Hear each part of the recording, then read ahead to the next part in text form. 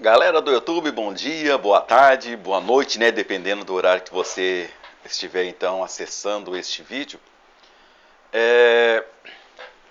Turminha, nós estamos fazendo então essa sequência de vídeos, né, sobre as cruzadas, primeira, segunda e terceira cruzada, sendo que este, agora que nós estamos fazendo, ele já é a segunda parte do vídeo da segunda cruzada. Beleza, gente? Apresentação, eu sou Denilson Barbosa, acadêmico de História. Vem comigo. Galera, início do século XII tem início então ao plano de reconquista de Jerusalém, né? O tempo o tempo de empunhar a bandeira, né, do jihad. Jihad é uma ideologia muçulmana que ela faz até a gente pensar que ela foi criada, foi uma invenção para um contra-ataque dos cruzados, né, aos cruzados. Mas não, essa ideologia ela já vem acompanhando já os muçulmanos desde o século VII. Né? Desde o século VII essa ideologia acompanha os muçulmanos. Eu estou baseando esse estudo, este vídeo, né, nos relatos de Guilherme de Tiro, é um arcebispo da época, né, dos cruzados, tá? Além de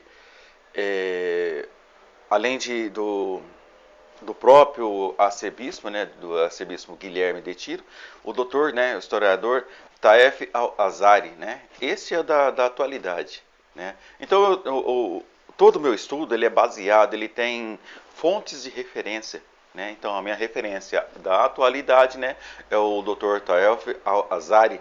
Ele é um historiador, né, tem doutorado, e na época dos acontecimentos, né, são livros, são escritas também, né, algumas traduções para o português, né, de Guilherme de Tiro, né, que era um arcebispo católico, né.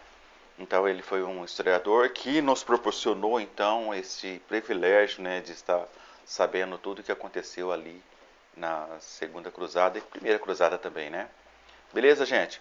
Então tá. Surge agora, então, nesse palco, vai surgir então um novo personagem, né? Esse personagem, ele é um turco, né? O Sr. Justa, né? Ele é um turco, ele é Imag al-Din Zeng, né? Então, o nome dele é um pouco complicado, né? Então nós vamos estar sempre falando Zeng, que se refere a ele, certo? Bom, Zeng, ele é um governante da cidade muçulmana, né? Ele faz parte do território, que faz parte do território do Iraque hoje, né? Então, Zeng ele queria fazer o quê? Ele queria aumentar o território dele, né? Ele queria expandir o seu território, né? E para ele poder conseguir expandir o seu território e fazer uns ataques bem-sucedidos, ele precisava unir sobre uma bandeira só a Síria, né? Sobre a Síria. Mas Zeng ele tinha algumas características, né, que nós vamos estar falando agora, que era bom como guerreiro, né, como estrategista. Zeng ele era uma pessoa pulso firme, porém ele era uma pessoa terrivelmente maldosa, né? Ele tinha prazer em ver o sofrimento das outras pessoas. E conforme nós falamos naquele vídeo anterior sobre a Segunda Cruzada, né? O problema é que eles lutavam muito entre eles, né? Eles lutavam muito entre eles, né? O povo muçulmano é um povo forte, né? É um povo extremamente poderoso. Porém, quando eles se dividem, né, então eles passam a ser um povo fraco, tá? E Zeng era um homem muito sagaz, né? Ele era muito maldoso, cruel, né? Ele era muito cruel e astucioso também. Então o que Zeng faz? Ele vai até em Alepo e oferece para o governante de Alepo ajuda para que ele pudesse então estar protegendo Alepo dos ataques dos cruzados, né?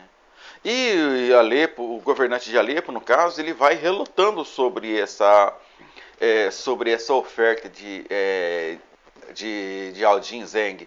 Mas, veja bem, gente, conforme ele vai passando os tempos, vai passando os dias, ele ainda continua ainda a oferecer ainda essa ajuda para o governante, então, para o governante de Alepo, né?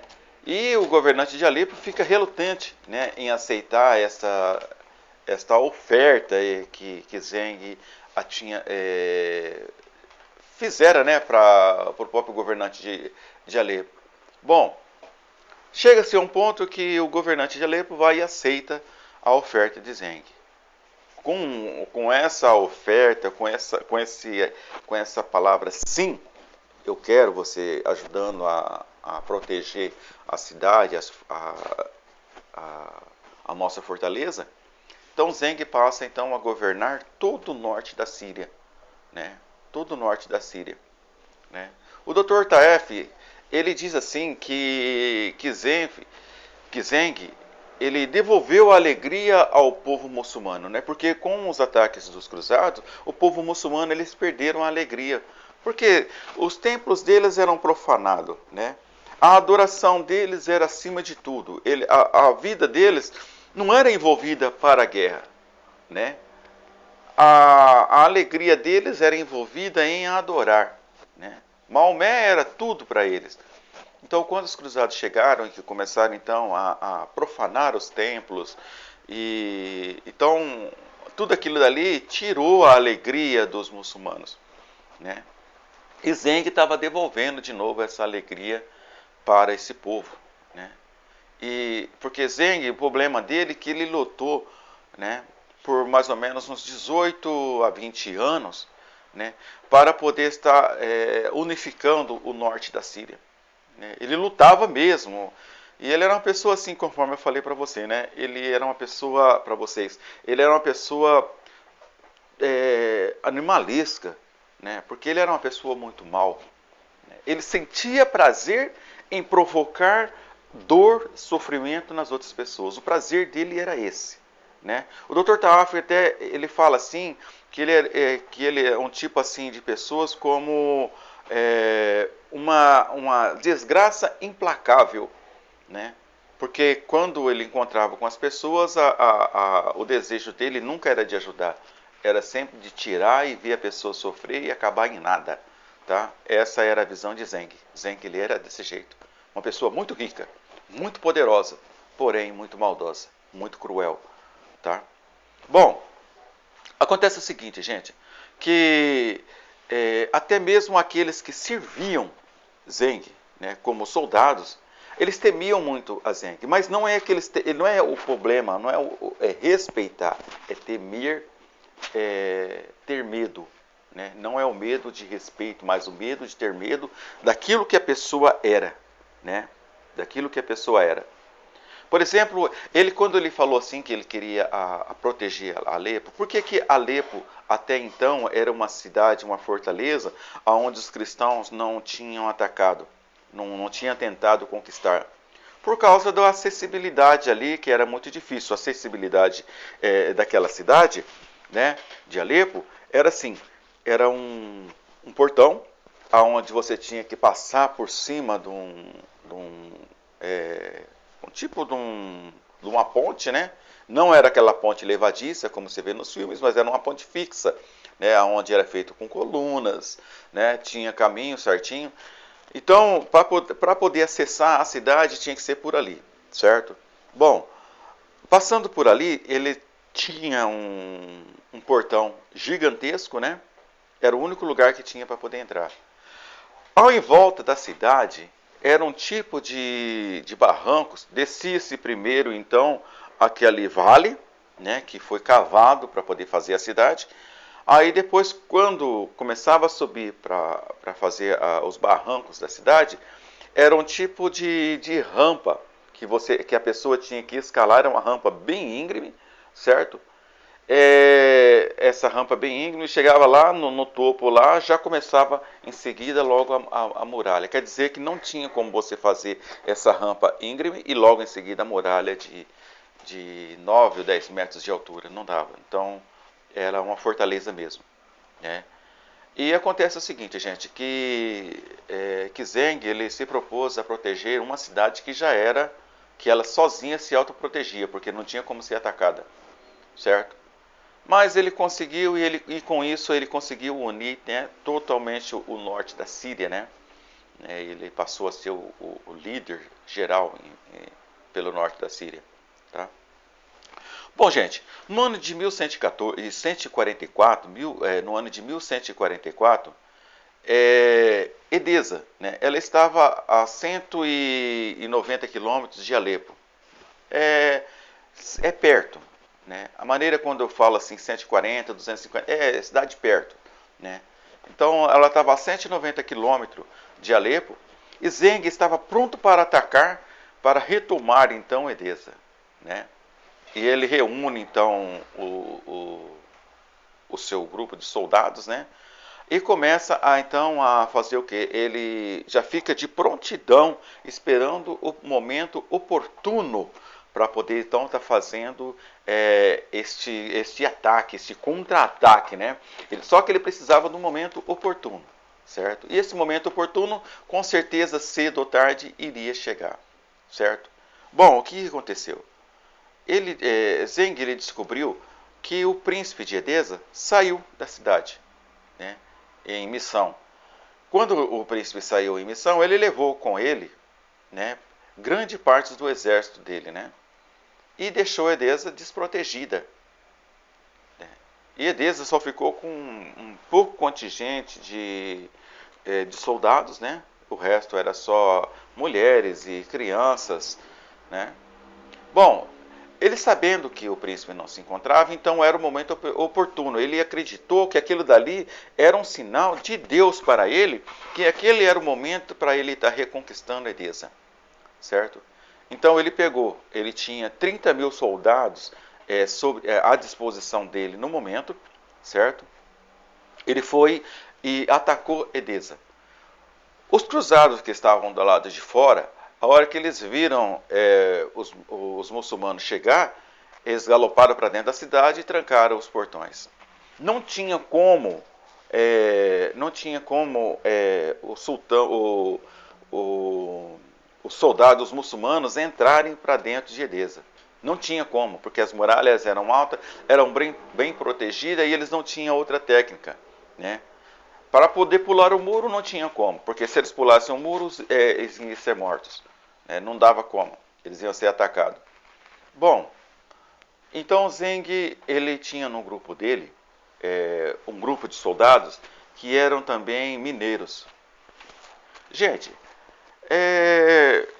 no Oriente Médio, existe uma técnica para derrubar muralhas que ela já é antiguíssima. Então, o que Zeng fez?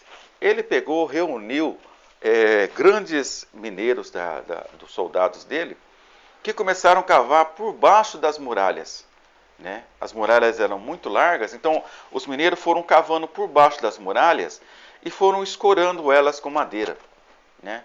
Então eles escoravam, ia cavando, né? Faziam buracos bem grandes, bem amplos, e escoravam com madeiras. Certo? Ali coisas de 1,5 m, 2 metros de altura, eles iam cavando e escorando, né? E fizeram aqueles grandes buracos, grandes túneis embaixo das muralhas e foram totalmente escoradas. Bom, gente, isso em não toda a extensão, mas em partes, né? Aquelas partes que foram escoradas, quando os mineiros terminaram de escorar, de colocar as escoras, de cavar aqueles túneis, eles passavam o betume, né? O betume é um tipo de óleo, petróleo, né? Nas madeiras, né? E depois era ateado fogo, certo? Aquelas madeiras ali, elas iam queimar. Quando elas queimavam, elas traziam para baixo, junto com elas, as muralhas, né? Mas só que as muralhas caíam como mágica, né? Elas caíam somente no lugar onde tinha as escoras. Onde não tinha, ficava intacto, né? Então as muralhas só caíram aonde tinha cavado então o túnel embaixo das muralhas. Aonde não tinha, ficava em pé. Essa técnica ela é muito antiga no Oriente Médio, né? Depois eles então colocaram fogo nas escolas e como um grande milagre, então as muralhas, todas elas vieram abaixo, né? O, o professor John Franz, ele diz assim que, que isso, né, que Zeng, ele fez isso, mas por uma experiência que já vinha já de longas datas, né? Não só dele mesmo, mas de todo o povo ali do Oriente Médio, tá? E depois disso a cidade foi facilmente invadida e os muçulmanos, né, que estavam dentro, ou que estavam na frente da batalha, né, mataram todos os cruzados, todas as pessoas que estavam dentro da cidade. Tá? O arcebispo Guilherme de Tiro, ele relata também que Zeng tomara a Edesa e ele era aclamado como um grande herói muçulmano, né? Mas Zeng, com isso, com essa atitude, ele deixou um recado, né, para os cruzados, que tudo era possível. Não adianta você se esconder atrás das muralhas, que nós vamos derrubar essas muralhas. Eles sabiam como fazer. É aquilo que eu te falei, que eu falei para vocês. É uma experiência que vem muitos anos antes, tá? Essa experiência, ela ultrapassa milênios, viu? Mas Zeng, ainda, mesmo com tudo isso, gente, mesmo com todo com todo ele era chamado de um grande herói, né? Grande herói por ter reconquistado Edesa, né? Mesmo ele sendo esse grande herói, ele ainda era uma pessoa mal, uma pessoa ruim, perversa. Ele sentia desejo de fazer qualquer pessoa sofrer. Era o desejo, era o gosto dele, né? Teve de acordo com um relato, né, do professor Paul Grunford, né? O professor Paul Grunford, né? Ele diz assim que Zeng prometeu para matar um escravo no outro dia, porque esse escravo tinha feito uma ofensa para ele, coisinha banal, né? Talvez, não se sabe o que foi, porque os relatos não diz o que é, né? Só fala do que aconteceu, as consequências, né? Coisa banal, talvez um copo d'água que se vira na roupa da pessoa, ou coisas assim, coisas sem maldade, né? Mas acontece que esse grande governante, né, Zeng, ele falou assim que ele no outro dia cedo, no outro dia, aquele escravo iria ser morto, né? Ele ia ser morto por causa daquela desfeita, né? Que diz o relato que não era uma desfeita, não era coisa grave, né? Bom, gente, esse dia que nós estamos falando aí já fazem 2 anos de que Edesa foi tomada, né? Pois bem, Zeng fez então a promessa para esse escravo que ia matar ele no outro dia cedo, né? Que ele ia morrer. E o escravo sabia que Zeng não estava brincando que ia realmente fazer, porque tudo aquilo que ele prometia ele cumpria. Né? Ainda mais uma coisa dessa para ele era natural. A vida do ser humano não tinha valor para Zeng, não tinha valor, né? Tinha valor para ele. Para ele, ele era um homem rico, poderoso, né? Rico, poderoso, tinha um grande exército de soldados, mas isso de nada valeu, de nada valeu, né? Então, diz o relato, né, do professor Paul Grunford, né, diz assim que Zeng estava dormindo, foi dormir naquela noite, e ele dormia entre os soldados, né, porque os soldados cercavam então o lugar ali onde ele dormia, né, para se alguém tivesse que ter acesso ao rei, né, se alguém tivesse que ter acesso ao rei, tinha que passar por ele, né, pelos soldados. Mas acontece o seguinte, que o, é, esse escravo, ele foi de noite, né, e apunhalou o Zeng enquanto dormia, né, porque ele falou assim, já que eu vou morrer, porque ele sabia que ia morrer mesmo, então o Zeng vai junto comigo para a morte, né. Então ele foi lá e assassinou Zeng, né, terminando assim então o, o império do poderoso Zeng, né, que não adiantou nada ter tanto poder, tanta o Todo-Poderoso, né? Então não adiantou nada, né? Porque ele foi entregue à morte, né? Pela mão de um escravo que ele tinha prometido matar no outro dia, né? Então, gente, esse é o segundo vídeo, né? Da segunda cruzada, certo? Se você gostou do vídeo, né, você pode dar um joinha. Se você precisar fazer algum comentário, o meu e-mail está embaixo, certo? Você tem toda a liberdade de estar entrando em contato com a gente, viu? E eu agradeço pela sua atenção, por você estar com a gente até agora, tá? E eu agradeço e até o próximo vídeo, beleza, gente?